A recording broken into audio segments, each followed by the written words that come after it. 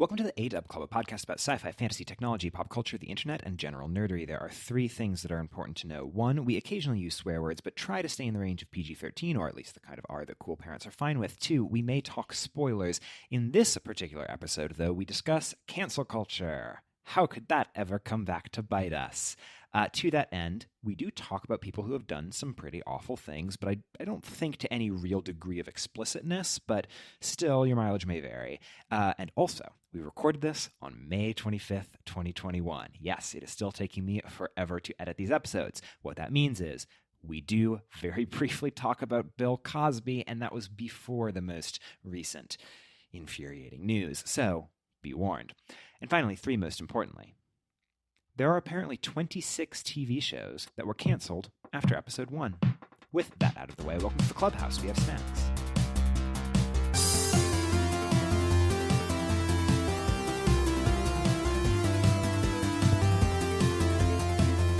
Welcome to the A-Dub Club. I'm Andrew Whipple. I'm Alex Wade. And because I don't remember if this is the first one that I've recorded from my new apartment or if that was the last one. That's Who cool. knows? I was re-listening to some episode where you were talking about buying a rug, and I still need to buy a rug. Any good recommendations? Yeah, I think I got mine from Wayfair. It Okay. was fantastic. I love it. It's very stylish and like ties the room together, I think. Nice.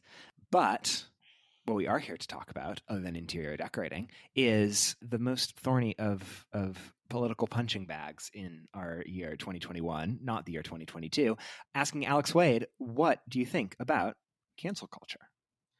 It's done no harm. It's nothing but good for society. And anyone saying differently is just hiding something. My counterpoint is entirely evil and a scourge upon society and must be pulled out by the roots in order to protect the sanctity of rational debate. Well, you can go fuck yourself because you're getting canceled now. Ah, damn. End of episode. Damn. End of episode. Canceled so soon. This is an interesting one. I think Yeah. I kind of goaded you into talking about this, and so we'll see whether or not we regret giving me the rope on this one. I mean, so for myself, the reason why I was so hesitant to do the episode is because I'm afraid of my opinions on it are going to get me canceled like 10 years down the road when I'm world famous, obviously. Because it feels it's a strong topic that I, of course, have strong opinions on. But I mean, some opinions are wrong, and like I'm not gonna realize that till a year later, maybe, right? Until everyone says "fuck off." Yeah. That's what makes it fun. The danger. This is our first dangerous episode. Yeah, as dangerous as any episode that like 3 people listen to can be. I feel like it's more dangerous for me and my tendency to be more unfiltered than it is for you, though. So interesting. I want to put that out there. Interesting. Okay. Yeah. Well, we'll see. We'll see where the episode goes. But yeah. Okay. For real though. Like first blush, first thought, cancel culture. What thoughts does this spark? So I say, as like I define it in my head, and for society in general, I am more of a proponent of the effects of cancel culture and how it has had on society than I feel like a lot of people in general are. And maybe there's a better phrase for it than cancel culture, but that is just called holding people accountable, right? That is my like general take, is like I think over the past decade or so, when cancel culture has like become prevalent and a part of how we live, it has been a overall beneficial thing. Interesting. I do love, and I think that you're hitting on like what's probably going to be the key thing of this whole discussion is defining it. What the fuck does it mean? Because it's like, or it's something that is kind of has become so broad a term as to be completely meaningless in some ways. But yeah, I actually hadn't thought about it through the lens of like, if you sum up all of the things that people talk about when they talk about cancel culture and still had to say like net, good, bad, is literally not a thing I had ever thought about before. Yeah, it's like, and I don't I'll come to an answer by the end of this episode. How about Sure. let's put some drama and some stakes behind the discussion. Absolutely. I would say like one of the biggest, Harvey Weinstein, right? He got canceled. Cancel culture is responsible for Harvey Weinstein going to prison, right? And I think there's a large portion of society that when they describe cancel culture, they do not think of him as someone who has been affected by cancel culture. It's interesting that you bring up the Harvey Weinstein example in particular, because I think it's definitely a big sparking point for one of the flavors of modern canceling, if you're thinking about like the Me Too movement and stuff like that. But yeah, it's interesting that you bring up the him getting sent to prison part of things, because I do think a big part of a lot of the stickier parts of cancel culture is the elements of it being extrajudicial and it being True. things that happen sort of outside of the legal system in ways that are both good and necessary, but ways that are also like, it's, I think, what can lead to a lot of people, and maybe we get into particular examples or hypotheticals further down, but like lead into some of those discussions around the like, is this going too far? Who gets to say what? And blah, blah, blah, blah, blah. The Harvey Weinstein example is an interesting one in that it is one of the handful of things where there is an actual legal end process to it all, where if you define justice as happening through the legal system, which a lot of people don't, and Sure. I'm not even 1,000% sure if I do, it's one of the few examples of it like working. True. I think that is also because of the, yeah, I mean, like, I hadn't thought about that part of it. Maybe I should give a different example of like R. Kelly, right? Mm-hmm. Or the bald redheaded comedian. R. Kelly being actually a very good example in that my understanding of the literal usage of the term cancel apparently actually came from a Nile Rodgers song from the 90s, I think. But the sort of modern vernacular, like every term that becomes popular through the internet nowadays, started on Black Twitter, started in particular through lens of talking about like people like, I think maybe even R. Kelly specifically, of, hey, here are prominent, powerful people that we can use our cultural power to be able to say, hey, we should not be supporting this person who is doing all of these terrible things. And I think the R. Kelly is actually one of the initial examples of the modern Black Twitter led version of literally using the word cancel as a verb. Yeah. I guess just this of like the difference between R. Kelly and Harvey Weinstein, and like, and there still is this element of people, of women coming out and saying these things that is encouraged by society at the time due to cancel culture, so to speak, that caused a harsher sentence. Like it's like cancel culture, I think, influenced the judicial system in that sense. Like the nature of society encouraged more people to come out, encouraged more people to thwart this person for better.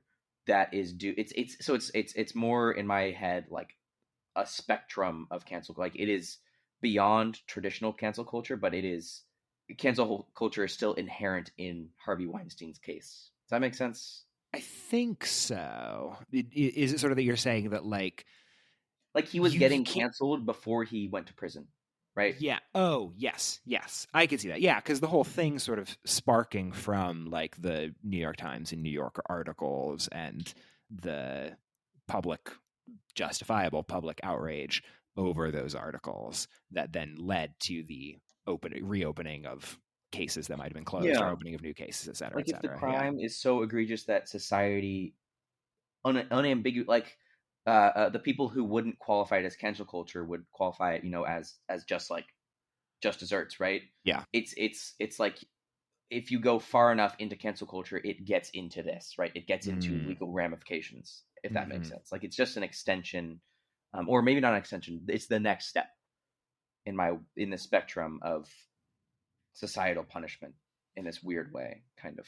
Yeah, I could see that. And it's also Harvey Weinstein is an interesting case in how it's, on the one hand, so black and white egregious. Yeah. All the stuff that he did in a way that's like impossible to, in any sort of good or bad faith, argue that anything that he did was remotely justified and doesn't deserve extremely severe punishment. At the same time, it is that case of like him being extremely economically and culturally and to some degree politically powerful meant that he was able to do really, really bad things for a really, really long time with people knowing about it without it being something that, you know, anyone could do anything about until the floodgates break. And then all of a sudden it's like, okay, you know, now finally we can treat this behavior as egregious for it being as egregious as it is. There was a better way to say that, but I think a better, more comparable person for cancel culture that is as I'm not going to try to compare different crimes in general, but meta take. Yeah. This messy, not comparing things. Yeah. Also, two straight white guys that are talking about cancel culture. Come on. Qualifying statements. Qualifying statements. Yeah. Thank you. I should have said that at minute 1, not minute 13. Sorry about that one. Bill Cosby. And he did also, you know, get judicially punished and is in prison right now. But also, we don't watch his content anymore. Like, that would be vaguely unacceptable, right? Yeah, totally. And I think that's a lot more comparable thing than Harvey Weinstein because even though, you know, he was an executive producer on a lot of movies. Executive producer? Yes. Pretty sure. Producer, executive producer. Both. Whatever. On a lot of movies, like, we still watch those movies. Yeah, you're totally right that there is not that same level of, like, let's cast aside everything that Weinstein's made in the way that we definitely sort of have for Bill Cosby. And I wonder how much of that is that, like, Cosby's more identifiable with his own creations in a way that Weinstein, like, being more of a behind the scenes person. And also I feel like the fact of, like, just that there's so much Weinstein stuff and so much of it is, like, beloved Oscar movie. It's that weird thing where it's like you just kind of don't think about it and move along. Yeah, that's fascinating because it's just, I don't know. It is, you know, stuff that he's worked on, and it is Bill Cosby's face and his character that he's created, so he has a lot more ownership in that way. But, you know, other people still worked on it, right? Like, it's all thrown out because his face is it. Like House of Cards, right? Like Kevin Spacey, you know, got canceled, and that whole show went to shit for one more season. I didn't actually watch the final season, but I didn't either. Christopher Plummer replaced him in whatever that Jay Getty's movie was. All the Money in the World. They digitally reshot. Actually, interesting. Hey, related to what I mentioned before the show and watched this last night, the Zack Snyder movie Army of the Dead, that the zombie heist movie that just came out. I went to go see that last night. And after Chris D'Elia was originally cast as, like, the helicopter pilot role, and then, hey, total creep, bad. And so Zack Snyder completely cut him from the film, recast Tig Notaro to play his part. And I was actually reading an interesting article about, like, how crazy expensive it was to do it, because they basically, like, green screened her into everything and, like, did really crazy editing to, like, make it work for all the other characters that she's, like, in scenes with but never acted with. It was actually very impressive how well it worked. I was kind of trying to keep an eye out for it, and it turns out she's really funny in this, like, weird zombie movie. But yeah, interesting. I will also say, if you want more discussion on what should you do about art from canceled people, episode whatever number, allegedly, can you like good art from shitty people? I think one of our best episodes. I agree, and I think we should possibly revisit it sometime soon. Okay, I'm into it. I'm just feeling it. But on to this episode that we're currently doing. Yeah, canceled. So there's these egregious cases, right? Yeah. Of Bill Cosby, we can no longer watch The Cosby Show. R. Kelly, like, kind of gets a lot of questioning looks when you're listening to it at the club, respectfully. Not more than respectfully, like, rightly so.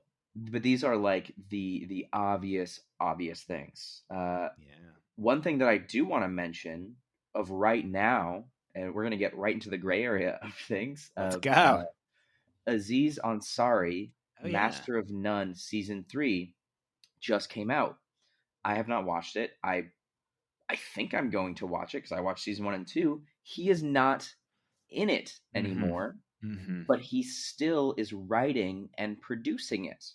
And Aziz Ansari was this very, very gray area person who like did some kind of creepy, sketchy things that I do not remember specifically. And this is one of the reasons why I was scared of this episode, is Yeah. because like I'm trying not to lay judgment on this specific case because it is such literally, I feel like this is the middle ground Yeah. case.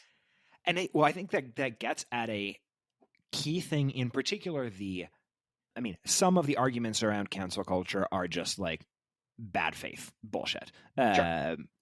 But also I think a lot of the good faith arguments, even if they're quote unquote good faith arguments coming from people that I think are reprehensible, come from so in order to cancel someone, you're canceling them because they did something bad. Yeah. Ostensibly, there's a lot of disagreement on like how bad are things, or are some things even bad at all. And I think Yeah. so much of the messiness comes from stuff around the like, in the case of the Me Too movement, around like renegotiating what is appropriate sexual behavior in relationships, and relationships that have different power differentials and things like that. In the case of like post George Floyd and other top conversations around racism, of like what Yeah. is acceptable or unacceptable racist or not racist behavior, and that like there is a lot of good faith and bad faith disagreement about like what things are bad or not. And I Yeah. think in the Aziz Ansari case, that was definitely something that you saw of even among people on like quote unquote the same sides in most traditional breakdowns of how you would analyze things Yeah. in our hyperpolarized culture, that you would have people not, it's like, is it, oh, the stuff that happened, because basically the story was that a woman who went on a date with Ansari regretted, see, even the way to describe it, it's like it's hard to Yeah. describe it without making a judgment one direction or another, as neutrally as I can try to say it. Which is impossible. Yeah, Like, I know. even that is impossible to do, is to neutrally describe a situation. Yeah, but I guess as best as possible that like she felt that she had been pressured into the sexual experience, and he felt that it was totally consensual, and then open questions from that point on of like, is it just, as some people were saying, it's like, oh yeah, there's a term for that, it's called having bad sex, or is it, Sure. no, this is like someone in a higher position of power unacceptably pressuring someone. And Yeah. I do think in general the Aziz Ansari seems to have sort of, in the majoritarian culture, settled into, yeah, it's, maybe not great, but it's not bad or not. Actually, that's Yeah. the other part of canceling, is like, what kind of punishment is worthy of the infraction. It seems that like the Aziz Ansari case is sort of loosely generalized into like nothing really worth aggressive ramifications. Sure. But I mean, again, like you said, it's the middle Yeah. ground. It's the gray of like, different people have different opinions on, is the thing at is the thing that is being discussed bad or not. Yeah. And one of the biggest things about this episode is like having opinions about these things is also causes itself for canceling people. Like, if I had said, like, I'm not going to say these things out loud and have them recorded, like, if I had said this bad thing, that'll get taken out of context years later or something. Yeah, But if I had said something super bad about any of these cases, like, that in and of itself is like, oh, you're a shitty person. You have, if you're going to be defending this sort of person, like, even for Aziz Ansari, of like the things that you had said about him, of like, oh, he's, well, I mean, you didn't lay judgment on whether or not society has justly punished him or anything, but correct. I made a point to try and actively remove any of my own opinions from that sentence, which is telling in and of itself. yes, exactly. That's also the thing of, if you don't have an opinion on it, that's also like another judgment onto people. That is another like, Yeah, oh, you are like, if someone, for example, is obviously is for canceling Aziz Ansari, like, and you're like, oh, this is such a clear cut case. He was a creep, a pervert, and he should have known better, and like he should not be in a position of power anymore. Me and you not having opinions on that and not necessarily agreeing with that, if tides turn in a certain direction, is influential for how people see us, right? Mhm. So it's this cancel culture around cancel culture as well. Yeah. And so, okay, that is the one thing in the, I will say, I guess putting my cards on the table of you sort of saying that like net, it seems like Yes. more good has come from the Which overall I do soup want to of restate that canceling. I said that at the very beginning, Yeah, that yeah. I think in general cancel culture is good. Yes, exactly. And I had never thought about the like full net of everything, but Sure. my gut would probably lean towards, and I don't know how much this is me focusing on different aspects versus others, would have leaned towards the like, oh, it's much more middle ground, maybe net negative. I don't know. However, in splitting that apart a little bit, the thing Yeah. that I do feel more confidently net negative is there's the part of what we're discussing, and I think we've talked about so far, which is the hey, there's this sort of messy conversation around, is this thing bad, or are these things that people are doing bad, yes or no? Can we take another look at previously beloved or powerful or popular people in a new light, and attempt to hold them accountable for bad things they did? We didn't really talk about it a ton, but I guess we kind of mentioned it in, like, actually you just said, around changing of the times. I think that's another big part of it, is that like Yeah. as these Text uh, matters. it's stuff that was previously acceptable, we are now starting to say, actually, let's renegotiate and decide that maybe it isn't, and that can be a messy process to that renegotiation. I think is that part of it, which I'm pretty in favor of, at least as a like, hey, it seems like the end goal is to try and be better, so maybe it's a messy Yeah. way of getting there, but whatever. The part that I am more confidently like, I don't know about this, is the way that a lot of it gets expressed, particularly the way a lot of it gets expressed online, particularly the way a lot of it gets expressed online on particular platforms like Twitter, and to a lesser extent Facebook and Instagram. But I think a huge part of the modern cancel culture conversation is kind of a way of talking about Twitter being a bad website that Sure. Yeah. is very, very poorly designed for any sort of broad public conversation. Yeah, I think there is a part of this that is a certain amount of carelessness in people's forming their own opinions and getting caught up in fervor to do something about these situations. Like I remember there's the the OK symbol by that Mm-hmm. is a trolls on 4chan pretending that the OK symbol is actually a white supremacist sign, which pseudo has turned it into a white supremacist sign a little bit, kind of, in particular situations. But there was one at a React conference. React is a front end framework for software development. The like head of the conference did the OK symbol below his waist, which is a common game that you play in like middle school, of like, if you show it below your waist and you get your friend to look at it, then you get to like punch him in the shoulder. And it's just some stupid game that he was playing, a joke on the audience. This caused a huge uproar in the community, being like, he is flashing a white supremacist sign at a React conference, at this like major tech conference. And like, this framework is built on racism and white supremacy, and you have people in like subtle ways and like conflating a lot of issues that are like issues in tech in general with this fake white supremacy sign by a guy that was clearly not him trying to be white supremacist. And like he almost got canceled because of this frankly misunderstanding.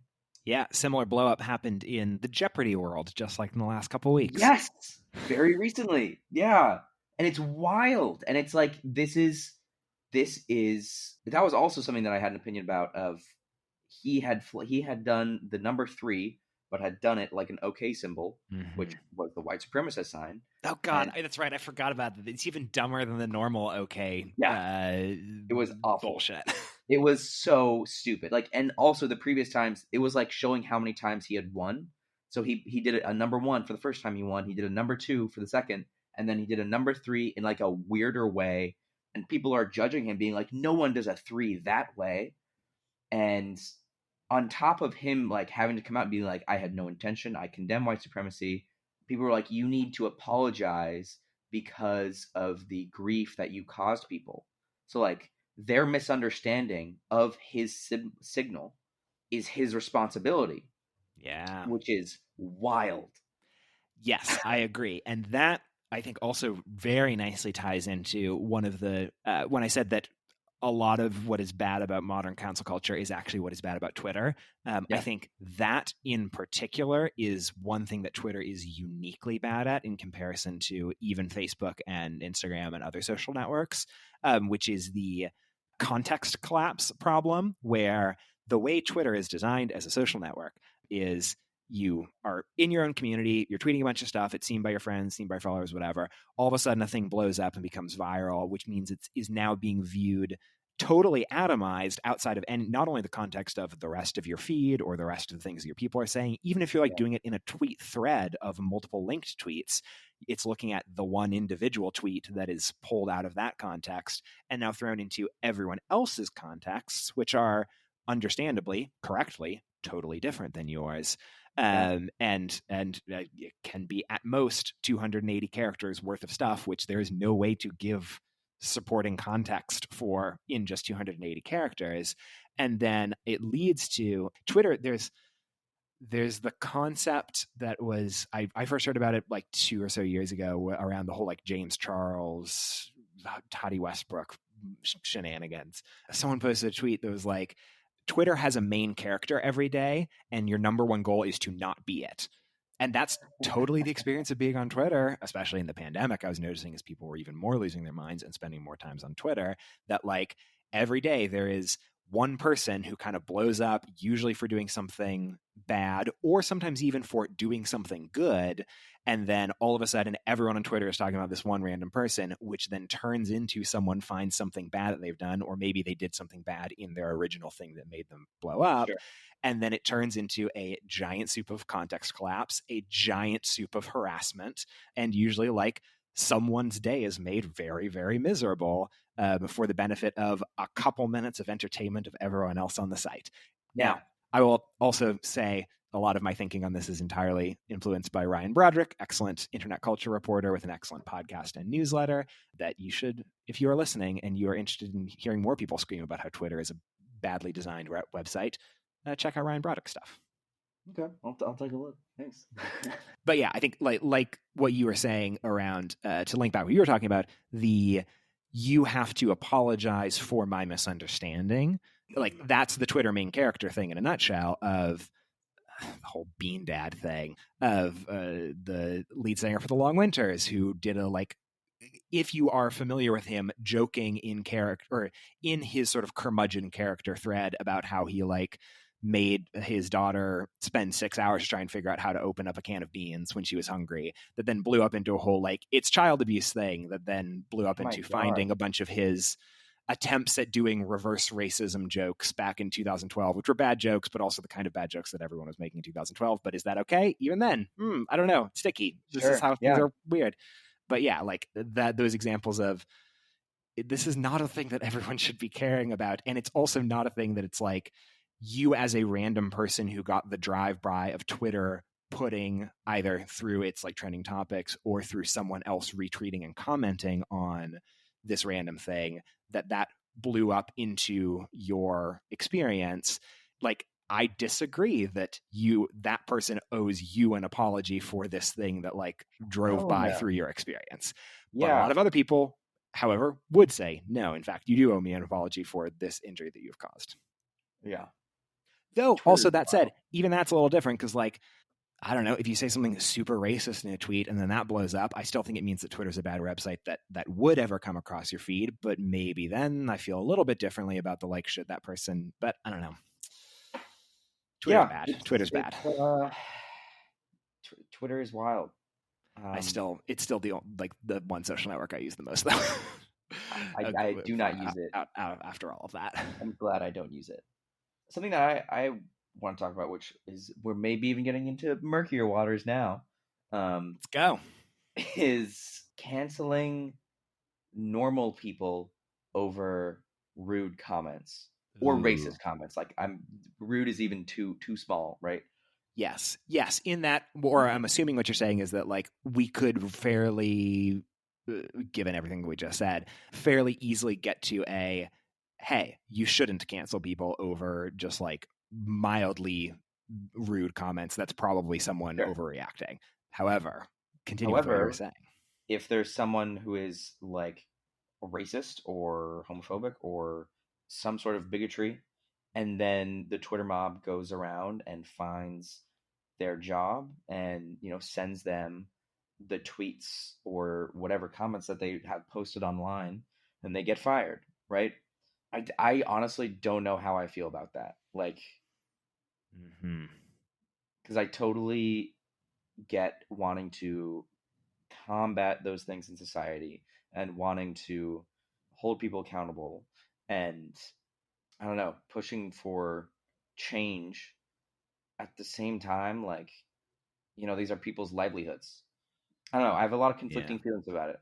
And Yeah. like, this is also the thing of like, you had said the comments made in like 2012, like the comments I'm making right now, obviously, first off, I'm still forming these opinions. Mm-hmm. Um, Mm-hmm. and is having these opinions in this is like a tangent from the previous question I was asking, but is having these opinions right now that I'm having, if 10 years from now turns out I'm like, oh god no, like absolutely unquestionably this person should have been canceled because of saying racist comments online, Mm-hmm. should I be held accountable to that? And like, is it me, not should I be held accountable, but like how many of these comments in the past do I have to address to like moving forward? Like, Yeah.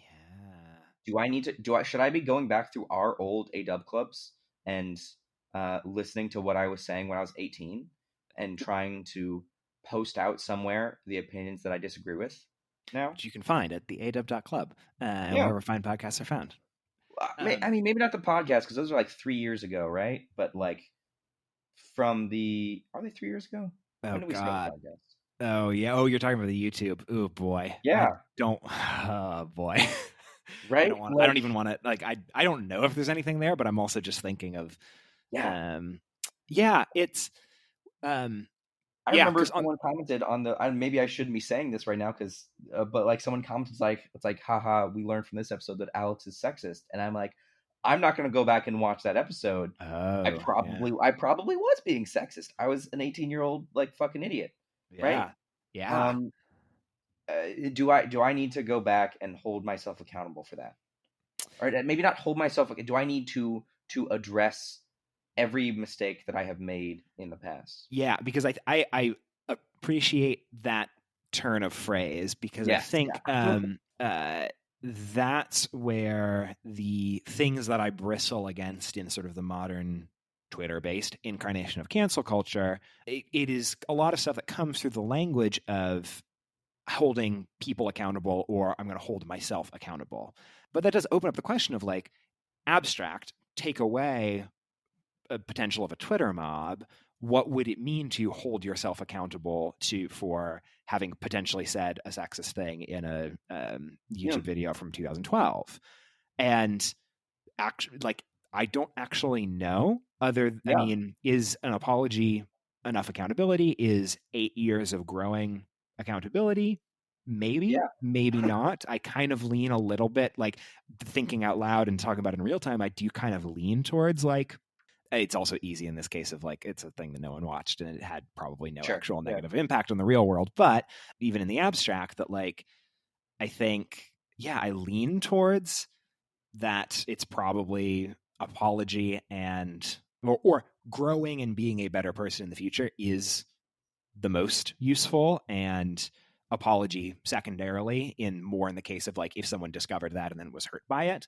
But I don't know. Now, that being said, the counterpoint to that, though, is what you were talking about is like, what does it mean to actually be held accountable for those things? I don't know. What does it mean to have to deal with a potential Twitter mob about it? I think are two different things, which to me Yeah. indicates that like it's not always about accountability in the world of Yeah. the Twitter mob version of canceling. That's I know Bo Burnham had done an interview, and he had talked a bit about cancel culture, and he had talked about like, oh, his previous work he had made when he was 16-year-old in his room with his piano, and he first off he doesn't take the content down because he wants like this is a living history, and then additionally like he is the one who has talked about these things. He is the one in his current comedy and his current art.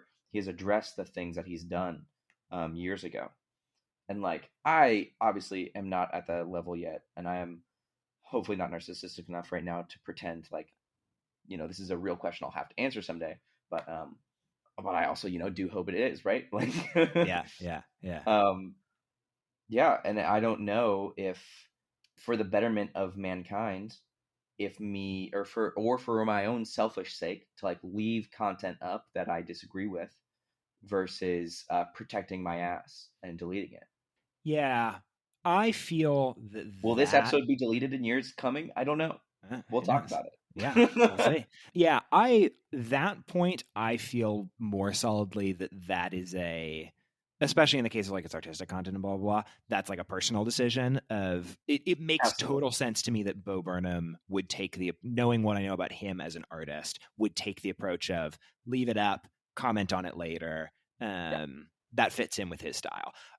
I could also easily see other folks that are more of like the me that of now is the me that matters, and they maybe even be tempted to like do that regardless of the cancel culture implications of it, to like take down old stuff or to severely minimize old stuff in favor of new things. And so I think Yeah. yeah.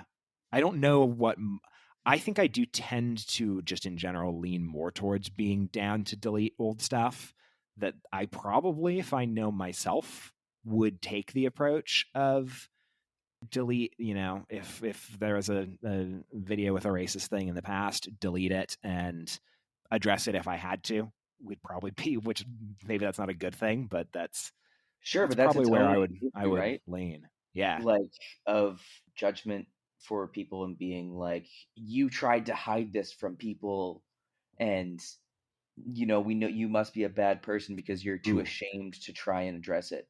Yes. Okay. That's the other thing that I did want to Right? talk about, which is partly stolen, or not stolen, influenced, I suppose, by a ContraPoints video, a ContraPoints YouTuber who does like leftist philosophy stuff, who was canceled or went through a canceling.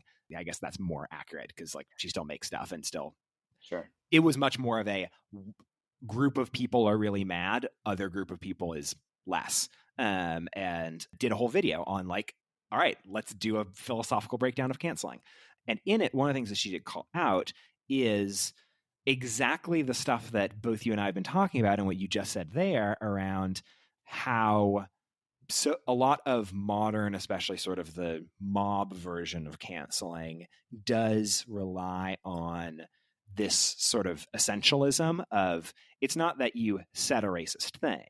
It's that you said a racist thing, therefore are a racist or are a bad person. And so in that world, that means that you having I feel so weird continuing to say you because that makes it sound like I'm saying that you, Alex Wade, Yeah, have sure. done these things. I'm the royal you, and by that I mean listeners. Yes, absolutely.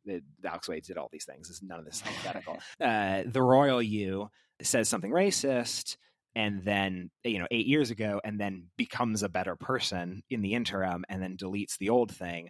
That's what allows for some of this, like, oh, but you see, they did this bad thing in the past, even if it's counter to who they are now. Sure. Because it is more of this essentialism of you did a bad thing, therefore you are racist. And similar to what we were sort of talking about earlier of, that combines with this sort of transitiveness of not only did, this person did a bad thing, therefore they are a bad person, but this person did not call out or cut ties with the bad person, therefore they are also a bad person, therefore this other person who didn't cut ties with the other person is a bad person, and so on and so forth, in a way that, again, I think is only productively able to be focused on and screamed about because of platforms like Twitter.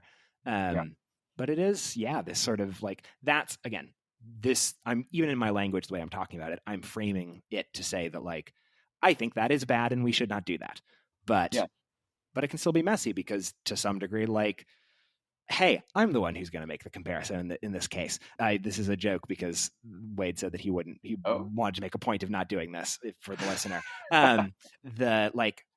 There's the difference between, hey, this person said a racist thing and I have not decided to cut ties with them as a friend. I don't think that I should be canceled for that. Hypothetical would Yeah. be different from this person is an actual Nazi and I'm going and hanging out and being friends with them is like, that's bad. You probably shouldn't do that. Hey, Yeah. dude, stop being friends with a Nazi. So maybe it's all just a matter of degrees. I don't know. But, Fair. Yeah. It's a good Nazi comparison. thank you. Thank you. Learn from the best. Oh boy. Yeah, it's all very, very messy, and the right thing and the mob thing are two very different like things often.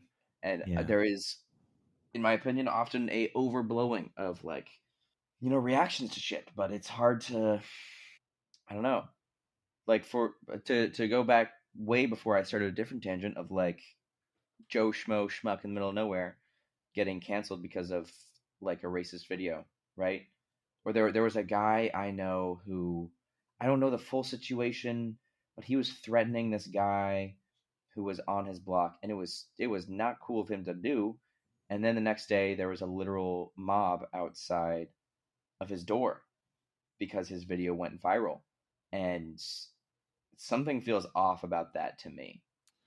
Yeah, there's like a Like, there's like a power or an interesting power imbalance of it feels different, or from the outside it looks different for a bunch of random people on Twitter to say that R. Kelly is bad and say I'm not going to stream R. Kelly music, yeah, versus a bunch of random people on Twitter to say that to another random person, where in that case it's like the oh, hi there, cat, the sum forces of the crowd may feel more appropriately balanced against the general power imbalance that comes from celebrity, money, power, yeah, etc., in a way that isn't the case in the smaller group. The counter to that, I think, is, or the two counters that I can see to that are, one, it's, I think I don't remember where I first heard it, but the snowflake doesn't feel responsible for the avalanche. So on every individual sure, person's side, it's very easy, especially when platforms like Twitter make it really easy to do this kind of stuff, and make it very seamless and frictionless to post and quote tweet things. yeah, It makes it very easy to feel like, okay, the power imbalance still in this case is it is me, a random person, versus this person who is richer. Or if it's the case of like, hey, I am not a white person that is saying this to a white person, therefore there is a power imbalance there that is, I'm the one who is in the imbalanced part of the equation. sure, It just completely falls apart when it's a ton of people doing that. yeah. Yes, I think it's also part of it is people who willingly put themselves into the public field versus people who don't necessarily, right? Like you could argue, oh, making That's true. tweets in public is putting yourself into the public field, but it's very different, right? When you gain your wealth by being famous and by having celebrity status and having adoring fans and stuff like that. It's like you live and die off of the crowd, and like that's what you've chosen versus, I don't know, getting punished and shamed by society in a way.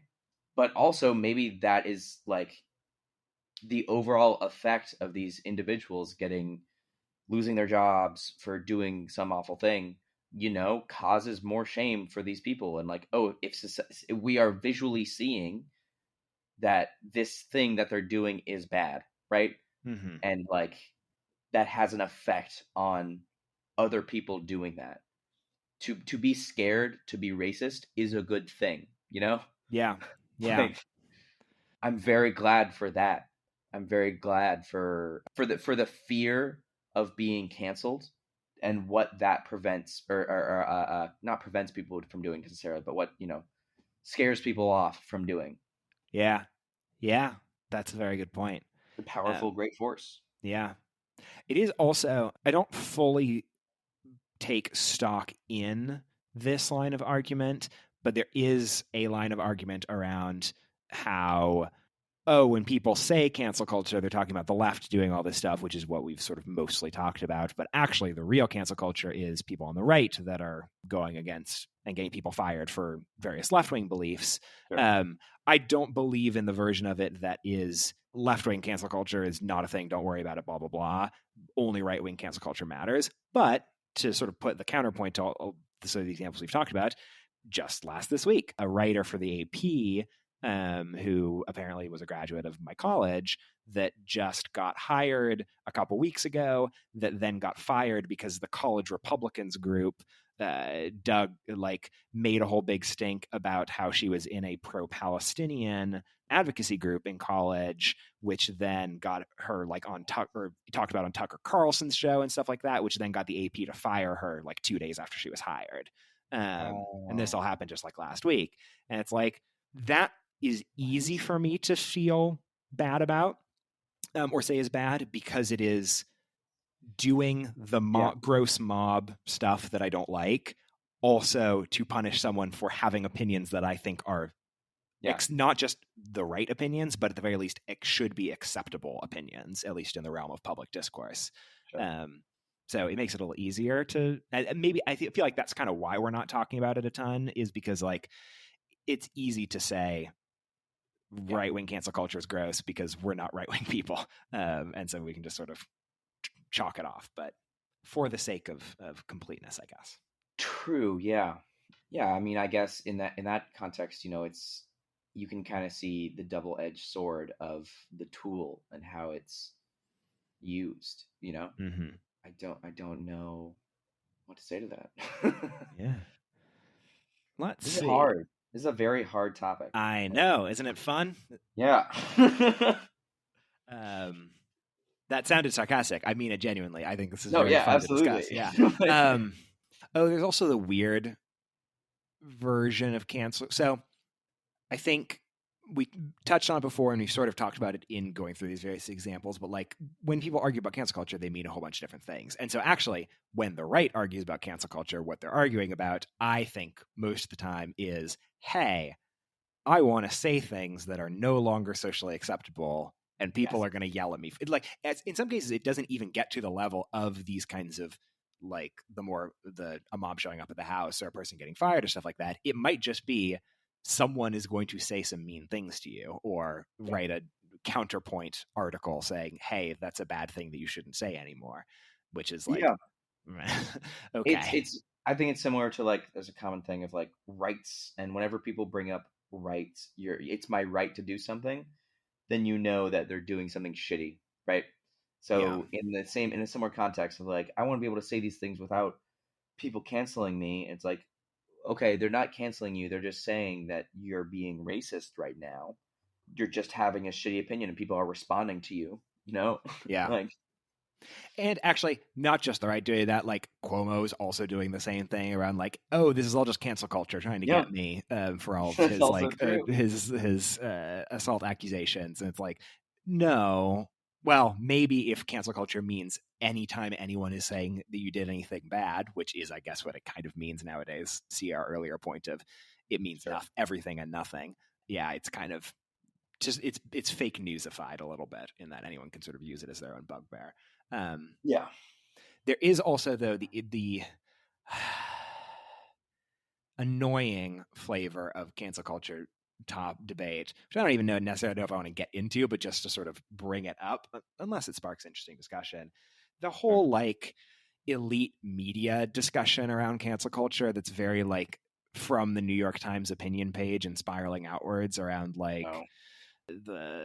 is Barry Weiss and Andrew Sullivan canceled because blah blah blah is a lot does seem to stem around this sort of elite media discussion around cancel culture that does try to couch it more in the flavor of, hey, our goal is to preserve open debate, which is not really a thing that's necessarily talked about in some of the other cancel culture examples that we've talked about before.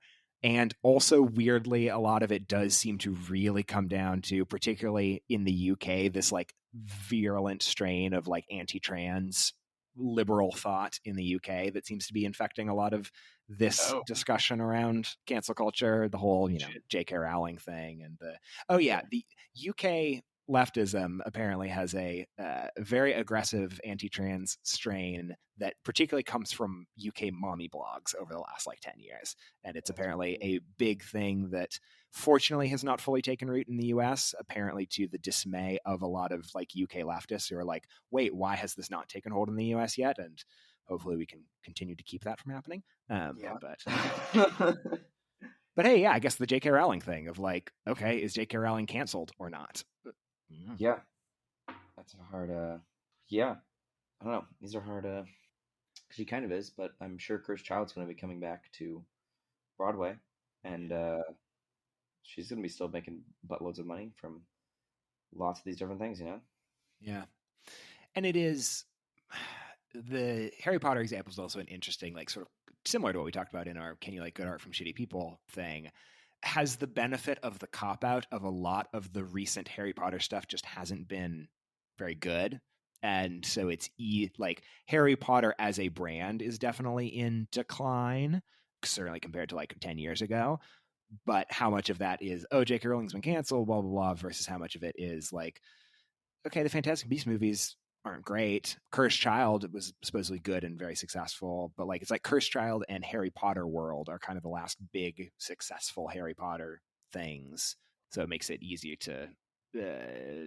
to sort of throw it under the rug and be like, all right, I'm not going to interact too much with Harry Potter stuff because I don't have to, because I'm not forced to deal with a really good thing that I'm choosing to not interact with because I don't like the person that is doing it. Yeah.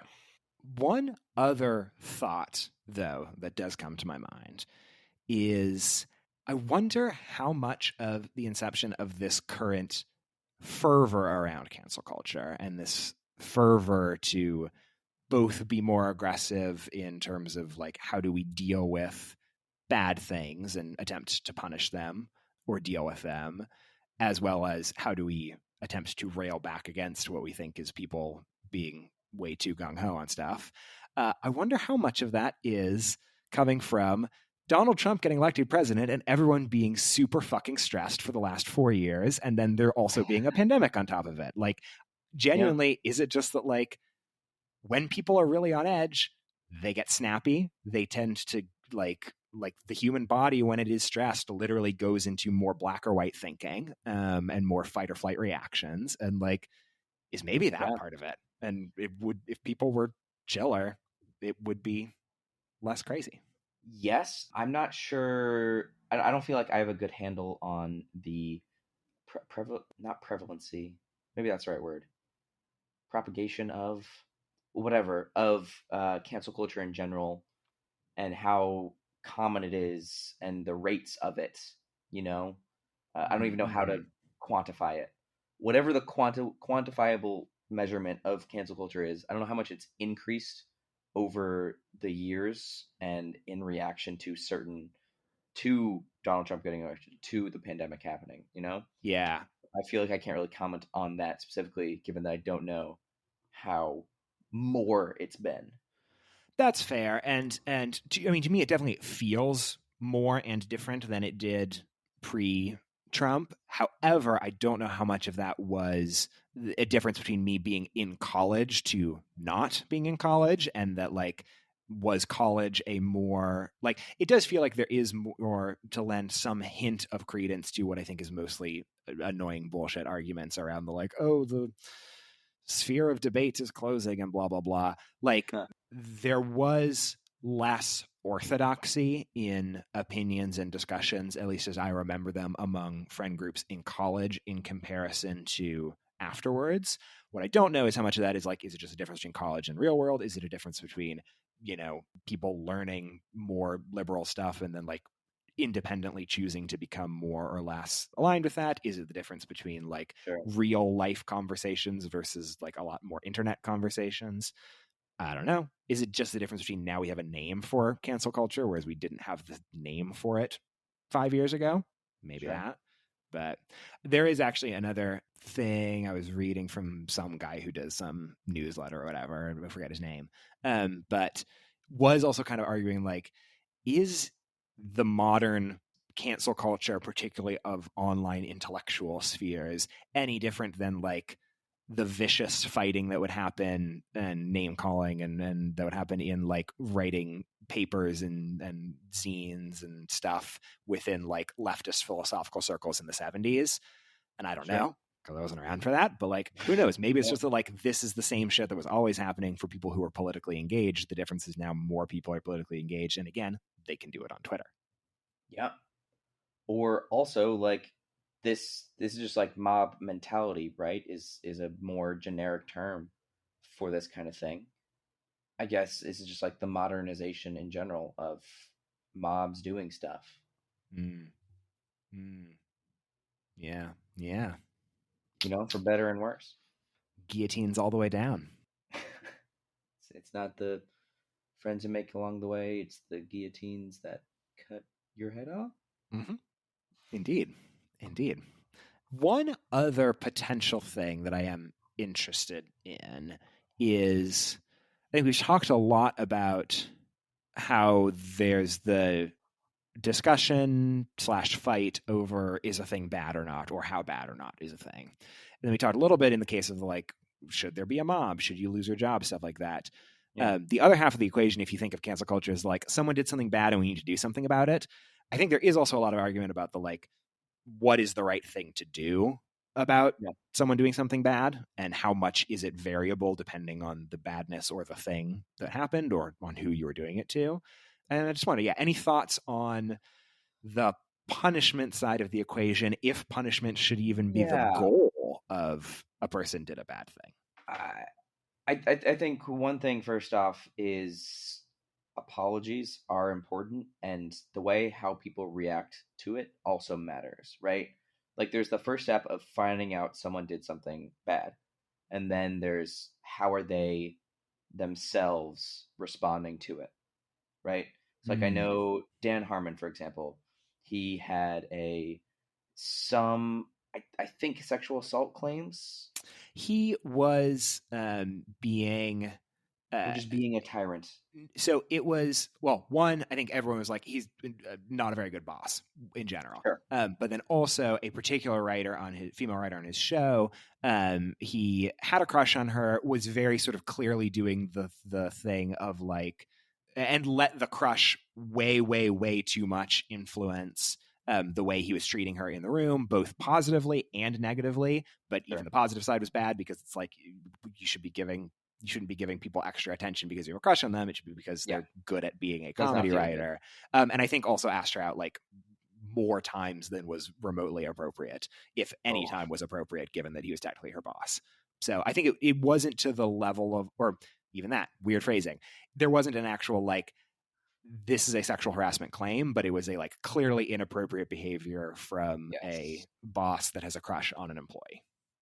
Gotcha. So for him, I remember that this employee had said like she had gotten a phone call from him, when she had come forward with this information and had apologized and had said like Dan Harmon has done a masterclass in apologizing, like take notes, and like he did a good job apparently of it. It's like it's a thing that people can do, but they have to acknowledge what they have done wrong and hold themselves accountable, to use that phrase for the 10th time. So there's that part of it, and then there is like of punishment. Like I don't know, because I think there is this notion of like, if someone, well, now it's my turn to say it, like if someone says I'm a Nazi and they're the CEO of some public facing company, I do think they should lose their job. Like I do think we should harass the company to get the board of directors to remove him from office, or from CEO office, whatever that is called, right? Yeah. Like that's bad, and the only way how we can hold companies socially to force them to like stand together with the social norms of the time is to try and influence them. Ooh, okay, I like that. Yeah. Because I do think maybe this is the skeleton key that unlocks my own thinking about cancel culture in the versions of it that I think I am okay with in the grand scheme of things, versus the stuff that I bristle against, is may come down to like, what is the goal of the people doing the thing and doing the canceling? And is the goal like what you were just saying right there around like the goal is what we want, the end goal we want to do is to make the world a better place. And one of the tactics we will use in that is like, we need to make it clear that, hey, powerful people being Nazis makes the world a worse place. You can't do that. So we're going to do what we can do to make sure that that is not the case, to set that example, to try and, in that case, it's not even necessarily punishment in terms of removing the person. It's saying that like, no, we can't have someone with this ideology have this level of power and influence. At least in that framing, the fact that like this guy is losing something is almost secondary to the broader societal goal of what we're trying to accomplish. Versus if the idea is like, this person did a bad thing, let's make them feel really bad about it, or let's enact a punishment on it. That, or it will, what I think is the case of a lot of Twitter cancel mobs in particular, and this is me speculating, it will make me feel better about myself and make me feel more secure in my own belief in myself as a good person to be able to say this person is bad or do something to try and express that that person is bad.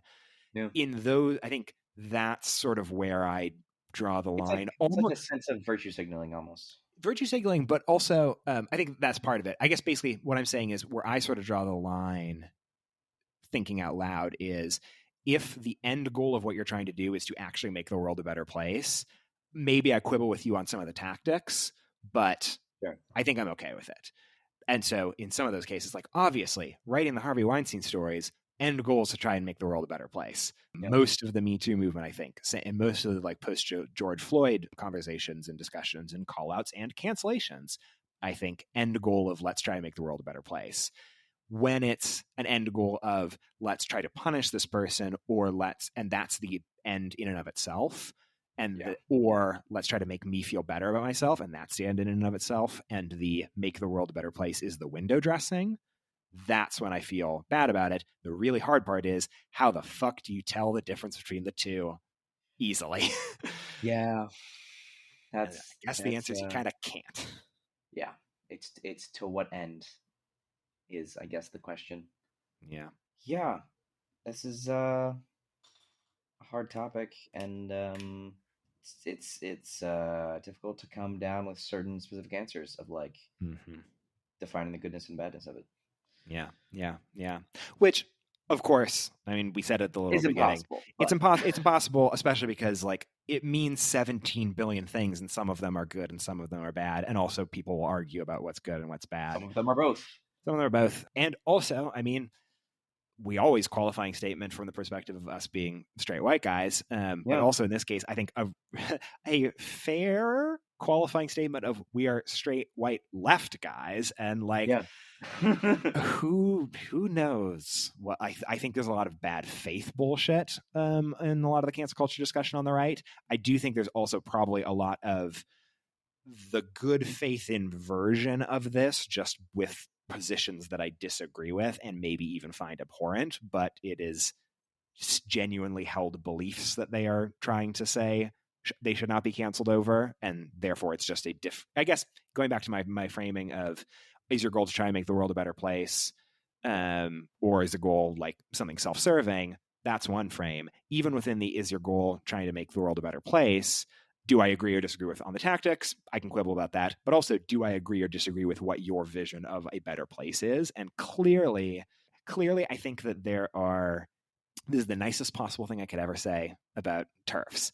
But clearly there are TERFs that are genuine in their belief that they think that what they're doing is trying to make the world a better place. I think they are wrong. I think it is dangerous. And I think just because they think they're right does not mean that should be absolutely accepted. So who knows what the A TERF club is talking about right now, but whatever. Oh God. You heard it here first, people. Whipple approves of TERFs. Yep. That is what was said in context. See, this is why it's good that we're doing a podcast and not a long Twitter thread. Boy, yeah. God, why do I stay on Twitter? Why do I like Twitter so much when it's also objectively such a bad, broken website? I don't know. I've wanted to dip my toes into it, but I'm also very glad that I don't. The real answer is it's short, it's text-based. A lot of my friends are on that. It's asymmetric. It's basically the same thing that I get out of Instagram, but the difference is I write things instead of posting pictures, and I like doing that more than posting pictures. So, Yeah. But yeah, it's, oh, God. This wasn't too bad or scary. No. I think, here's what I'll say. I don't think there's anything in this episode that we will get canceled for that we wouldn't have gotten canceled for in other episodes already. Yes, so fair enough. I think if in 10 years we're going to get canceled, then we're going to get canceled either way. It'll be a life well lived. That's true. Anything else on cancellations, cancel culture? I don't think so. Ooh, I guess I promised I was going to decide whether it's good or bad. I think I've come around to your original take of its net good and moving the world forward. Cool. But it makes me, there's so much bad shit that I feel is trying to pull me back to the other direction, but not quite doing it. Yeah, I get that. I mean, it's hard. It's like, I wish there were better forums or ways to do the things that cancel culture is achieving, but that's not the case, Yeah. Like, yeah. And actually, I think that is jumping back to sort of the extrajudicialness of it all. Like, most of the Me Too movement came about from like, okay, go to the police. What's that going to do? Nothing. So yeah, what other alternatives are there for some sense of justice or some sense of, if not justice, just preventing bad people from doing more bad things? Public callouts is one of the only tools left. So yeah, that's I think the biggest reason why I generally approve of it is because it, like, what else do we have? Which sucks, but like, nice what else do bleak we have? ending. Nice bleak ending. Cancel culture is good because we got nothing better. Yeah, yeah. I mean, you're right though. Yeah. Fun. If you want to go dig through our archives and find things to cancel us for, you can do that at the aw.club. That's theadub.club. There you can find our topics guide, where if you want to find particular cancelable topics, I don't know, Joss Whedon, say, you can go look at this list of topics and click through and find the episodes where we talk about those topics. If you also want to find, there you can also find what we think are some of our best episodes, which include nice light discussions such as, can you like good art from shitty people, as well as the aforementioned discussion of Joss Whedon and Buffy, which again, I will keep saying it whenever I bring up this episode, was recorded after we knew he was kind of gross, and we did comment on that, but before we knew he was as gross as we know he is now. Yes. So keep that in mind. You can also find us, of course, wherever fine podcasts are found, whether that's Apple Podcasts, Spotify, or Google Podcasts. You can follow us on Twitter at the AW Club. That's THEAW. That's THEAWCLUB. And you can, of course, email us at the AW Club at gmail.com. And hold for a second, because I'm remembering there was an email that came in to our email address that I should have had pulled up before. Wait, Come on, what? Load. Okay. Where is it? This came from Wednesday, March 5th, 2021, from Alex Sanfilippo to theadub.club. Alex says, unless I'm not seeing the full list of your podcast episodes, you appear to be a new podcaster. This is episode 32, 33, I think. So you are not seeing the full list of our episodes, but thanks, Alex. He continues, welcome to the podcasting world, smiley face emoji. Many established podcasters helped me when I got started, so I wanted to pay it forward by sending you 5 things I wish I knew when I started podcasting. Hope this is helpful. Feel free to respond if there's anything I can do to help you with on the AW Club. I'd love to connect. Have a great day. Alex Sanfilippo, founder of Podmatch, host of Creating a Brand. Huh.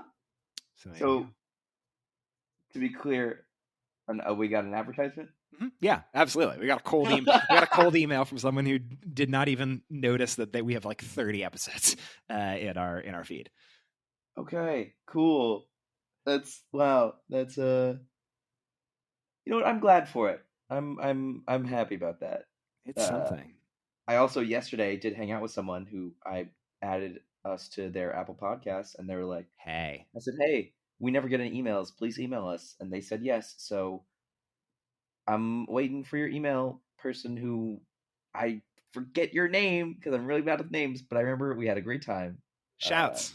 Yeah, email us in and we'll absolutely read it on the podcast. Also, that's the total move, is the be in the room and talk about your podcast and watch them as they actually hit the subscribe button so that you know that at least one download is going to their phone, even if they unsubscribe immediately after, which obviously seems to be the case based on our listenership numbers that I've To be noticed. clear, I did not push it on this person. Like, No. they completely of their own. I, in fact, did the opposite of was like, no, you don't want to listen to it. Like, I talked our podcast down to this person, and then they still subscribed. So there you go. Shouts. Yeah, I always see a noticeable spike in whatever is the episode that is released at around the time of XOXO, especially if I go to the podcasters meetup and ever talk about the podcast, because then people will, it's the move. You're at a podcasters meetup. You download everyone's podcast and give it a listen, obviously.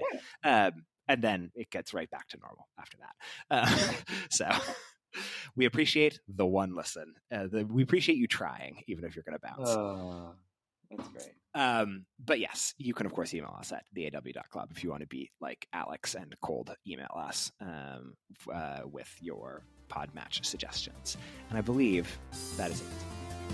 That's all. AW Club out. AW Club out.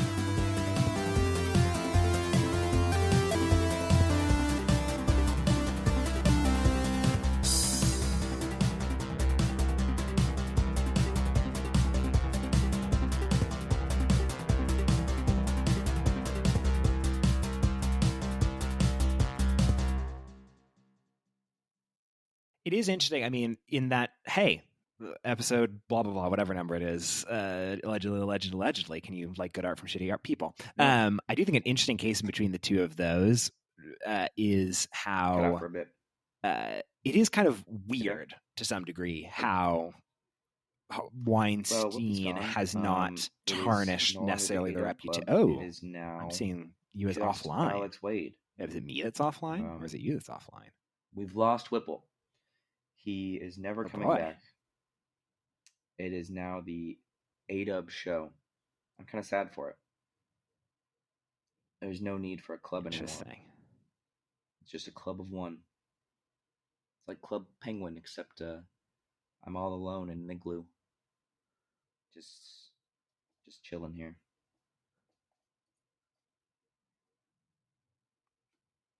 Topic's too hot. Zencaster couldn't handle it.